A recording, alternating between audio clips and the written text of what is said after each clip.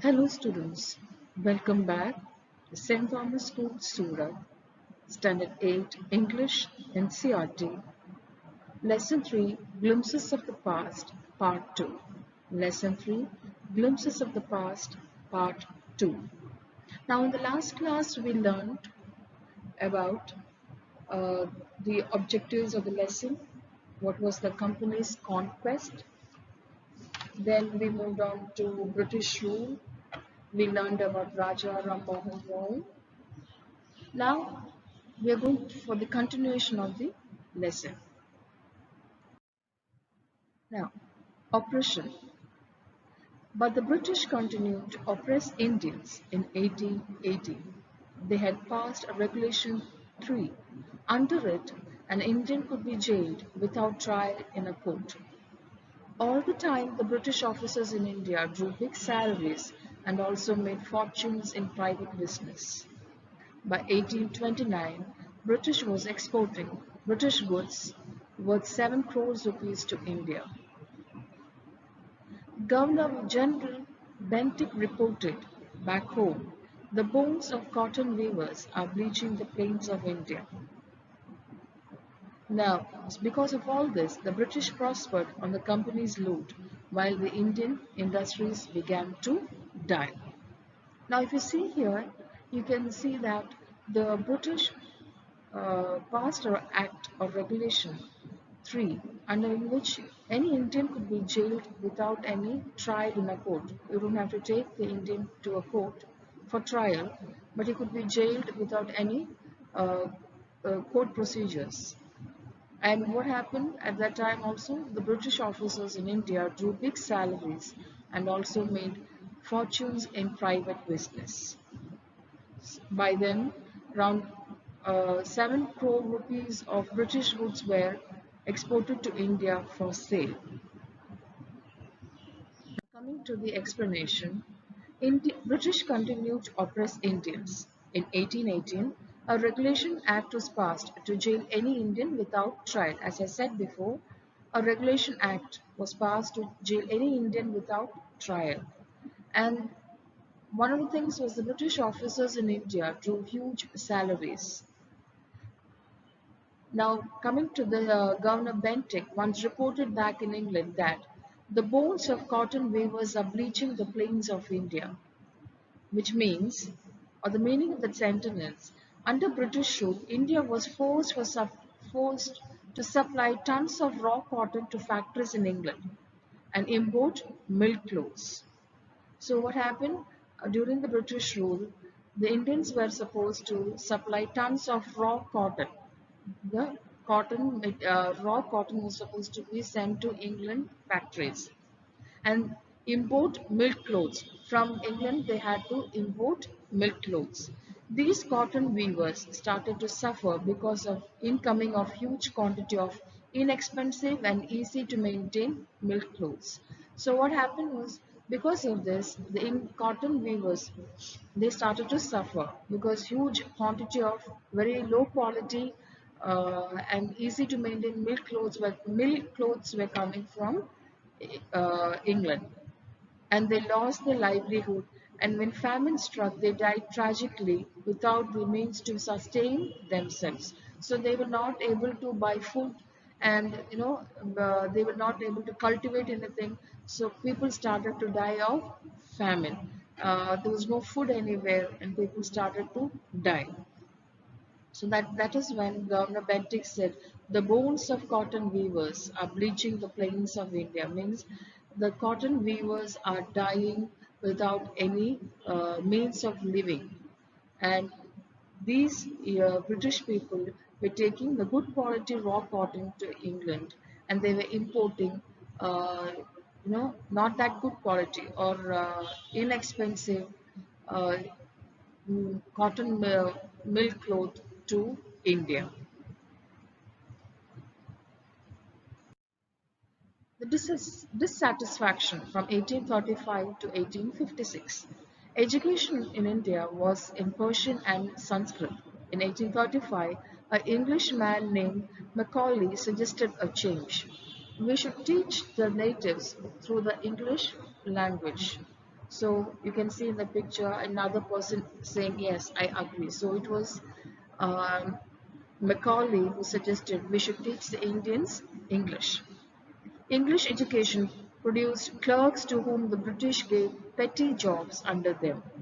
Incidentally, it also produced a new generation of intellectuals. So, uh, what happened? They started giving English education and they produced clerks. The job given to the Indians were, the post of a clerk, and they had to work under the British. We must educate our brothers. So Indians started to talk within themselves. We must educate our brothers and try to improve their material conditions. For that, we must convey our grievance to the British Parliament. So the learned people started to come together and evaluate the situation. By 1856, the British had conquered the whole of India. So if you see the picture of the map, you can see the pink color almost full everywhere, right? So most of the part of India was conquered by the British by then. They cared a little about the needs of Indians. Our kings have become puppets and we have lost our jobs. So these British never cared about the Indians. And the kings were also becoming like, puppets. Whatever the British told, they were doing that. And many of the people, learned people, lost their jobs and lands. They are converting our brothers. They were also, these British were converting the Indians to their religion. You only talk, do something to drive them out. So common people are coming to the learned men to say, we must do something to drive these British outside our country. Education in India at that time was in Persian and Sanskrit. This is the explanation for the previous slide. Macaulay, an Englishman, made English as a medium of instruction. As a result of English education, a group of intellectuals were produced and they were given jobs in offices as clerks, but they were given comparatively lesser salary than their British counterparts. So even though the Indians were given English education, they were not given, or even if the Indians were highly educated, they were not given the very high post in an office. They were all, given the job of a clerk, and the salary was given much lesser than their British counterparts. This instigated hatred and grievance in the minds of Indians. Just imagine two people having the same education qualification working. One is an Indian, another is a British. But the British always drew more salary than the Indian.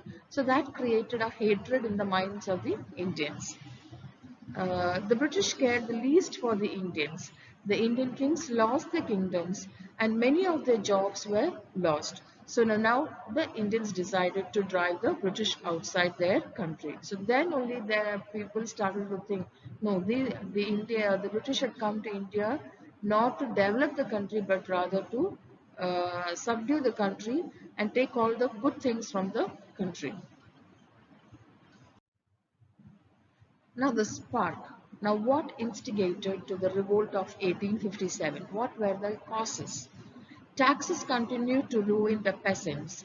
In Bengal, the Santhals who had lost their lands under new land rule became desperate. In 1855, they rose in rebellion and massacred Europeans and their supporters alike. Discontent was brewing in the East India Company army too. The white soldiers gets huge pay, mansions to live in, servants, while we get pittance and slow promotions. We must drive out the Angres. The Angres ask us to cross the sea, which is against our religion. Who is the Topiwala to abolish our age-old customs? Thousands of other sepoys revolted. They were stripped of their uniform. So in this you can see Sepoy Mangal Pandey attacked the adjutant of his regiment and was executed. And because these sepoys started to rebel against the British, they were humiliated and put in thrones. Few Englishmen had cared to understand Indians' customs or people's mind. O proud Brahmin soldier, do you know that the grease on the bullet you have to bite is made from the fat of cows and pigs? What? The white man has deceived us too. So in this picture you can see a Brahmin man, a Muslim man standing, and another person saying, see, no, the British have cheated both the Hindus and the Muslims together because they have put a grease on the bullet which they had to bite off when in the war and throw it. So that was made of the fat of cows and pigs. Uh, Now the next part is a new movement. Okay, that I'll explain it to you. Now, see here, taxes continue to ruin the peasants. So taxes were given, heavy tax or heavy money lots of money had to be paid by the peasants to the British. So if they don't pay, their land will be taken, and these people have nothing to live. In 1855, because of such oppression, because the Indians were suppressed like this, they rose against the British. The common people rose against the British and they rebelled against them and killed, massacred means killed many Europeans and their supporters alike. Even Indians were there who supported the British, but the common people or the peasants or the farmers rose against them and started to kill. Discontent was brewing in the East India Company army too. Discontent means not satisfied. In the army also there was dissatisfaction, and it was boiling up in the army. The white soldiers, there was Indian soldiers and also white soldiers in the British Army, East Indian Army. You know what the British did? They gave higher salary to the British soldiers, why, and also they were given huge mansions to live in, servants also.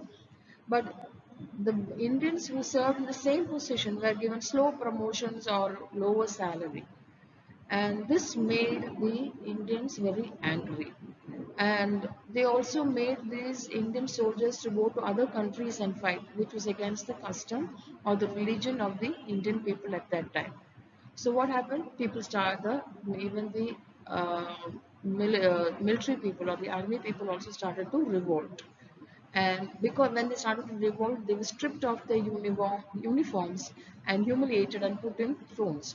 So the Indian soldiers who were in the British Army who fought against the British were stripped of their uniforms, were taken away and they were put in the jail. But there were few Englishmen who cared about the Indians and their customs and what the people's what was going on in the mind of the people. So one man said, "See, do you know these people are cheating you by making you bite off the top grease of the bullet, which is covered or made of fat of cow and pigs."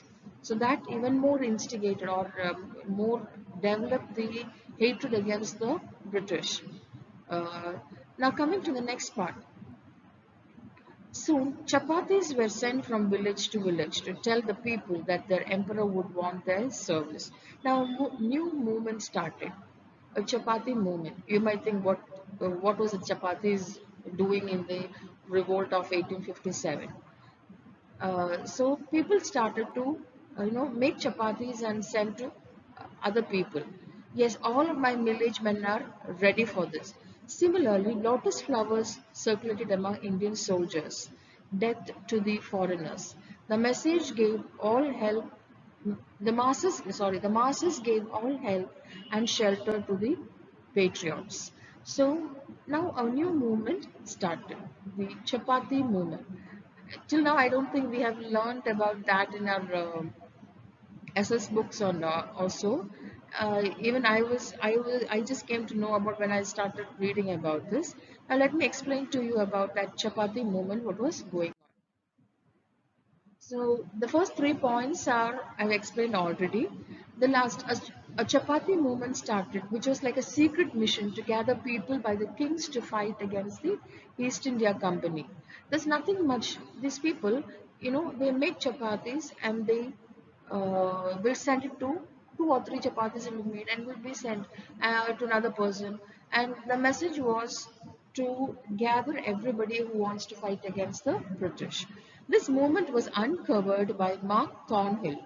So, an English magistrate who was at the town of Mathura, he found few chapatis lying on his table. On inquiring, he found that the chapatis are traveling up to 300 kilometers every night. People make chapatis and they send it to another person. The next person send it to another person. The chapatis travel everywhere, right from south to north. And the main idea of it was to gather everyone to fight against the British. Nothing serious in that. No secret writings were given inside the chapati, sent in the chapatis or so. But it was like a code language by the people to gather together to fight against the British. Just like the chapatis, lotus flowers also too were circulating. So that was, that sparked the for the revolt of 1857. Now, revolt started. Then there was a violent outbreak at Meerut. The sepoys marched to Delhi also. Long live our Emperor Bahadur Shah. The rebellion spread wider. It was just spreading everywhere. Many landlords had lost their lands because of the British policies, and they were sold. So the landlords who were supporting the British also lost their lands, and they also became poor. The white man's rule must end. Yes, we will help you. So now everybody is gathering against the British to fight. Many former rulers like Begum Hazrat, Mahal of Lucknow were bitter. The white man has taken away my kingdom. Popular leaders like Maulavi Amdullah of Faizabad told the people, "Rise, brothers, rise. The Angrez is ruining our land." So they all joined against the foreigners to send the foreigners out of the country. The people rose everywhere in Bareilly, Kanpur and Allahabad. Azimullah Khan told that Tatya Tope, we should have Peshwa Nana Sahib as a leader in this war of independence. So all small kings who were, in their small kingdoms, who had no roads, joined together to fight against the British. The patriots pounced upon the British and fought pitched battles all over North India. So now all the kings joined together to fight against the British, and it was like very severe battle in North India. 80-year-old Kunwar Singh of Bihar received a bullet in his wrist. Mother Ganga, this is my last offering to you. So that was, an 80-year-old man also was there to fight. That shows the agitation or the angerness to the British. An 80-year-old man also fought against the British, and he received a bullet on his wrist, and he was about to die. And that was like, this is my last offering to you, Mother Ganga. So this is explanation for the revolt and the fight for freedom. Okay, so a revolt broke out at Meerut. The Indian soldiers started to attack the British. The agitation moved to Delhi and other parts of the country. Many landlords lost their lands due to the British policies and they became poor. This revolt is otherwise also called as the Mutiny of Sepoys. Sepoy means soldiers. The soldiers also started to revolt, right? So that was also called, that is why it is also called as Mutiny of Sepoy. By now, many former Indian rulers felt bitter of the rule by the British, so they all joined together. Many social leaders also joined the fight. Now by then they understood the British must be chased out of the country because they were not developing our country, rather they were bringing it down. So this brings us to the end of chapter 3 of the lesson, glimpses of the past. Okay, this is actually a historical event which brings a historical write-up which will develop patriotism to our country. How our freedom fighters fought. It's long before the freedom fighters, we know there were people who were fighting for our country. So, how the British tried to suppress everyone and take or loot out everything from our country, take all the good things from our country, and suppress us. So that is when the Indians rose against the British and fought for the land to get the freedom. And the first war of independence was the Revolt of 1857. I hope you have all understood the lesson. Be safe.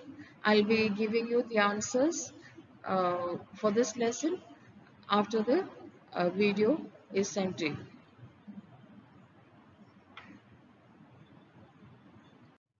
Thank you.